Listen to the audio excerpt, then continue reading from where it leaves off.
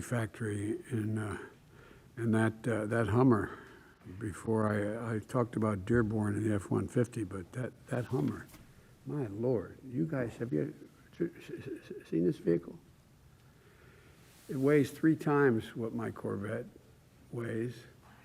When it was brand new, the Corvette was 0 to 60 in 5.2 seconds.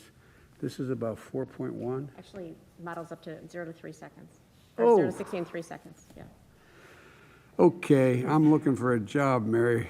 But anyway, all kidding aside, I'd like to, what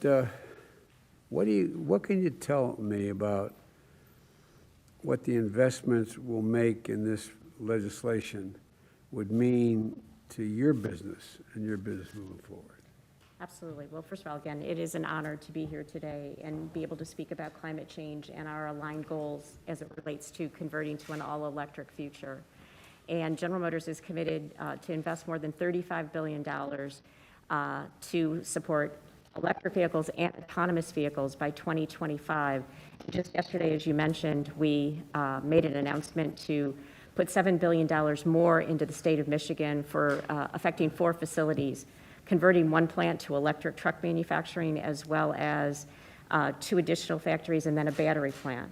And so we are really working to make sure, as we make this transformation to electric and do the right thing for the environment, that we bring everybody along, meaning that we have products at many different price points, and people who participate in this market can, either new or used, are going to have the opportunity to afford electric vehicles.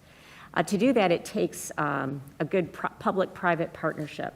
Because for us to make those investments, we need provisions, especially the environmental provisions or the climate provisions, that are going to uncap EV credits. We see with EV credits that it does stimulate the market. And to get to the aggressive greenhouse gas reduction goals that we have, getting strong demand is very important. Already, very appreciative of what is in the infrastructure bill to build out the EV charging, because that's another important part as well. But then there's provisions for advanced manufacturing and battery and component manufacturing. And it's vital that we have that in the United States to not only secure our future, but to have economic growth and to provide good paying jobs.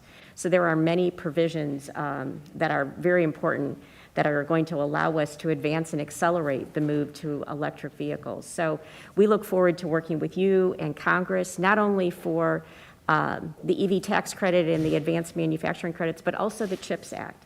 The funding for the CHIPS Act, it really is a national imperative. Without having the capability to have, and we've all lived through it over the last year and continues into this year, without having the ability to have that supply chain in this country as well, that is going to hurt our ability to lead, whether it is in electric vehicles, autonomous vehicles, and these are key technologies for the future, and it truly is a global race. It really is, and it, as a son of a man who ran the last 35 years of his life a Ford dealership and then a Chevy dealership,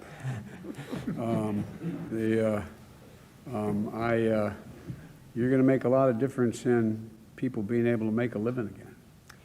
I mean, it really, really, really does matter. I mean,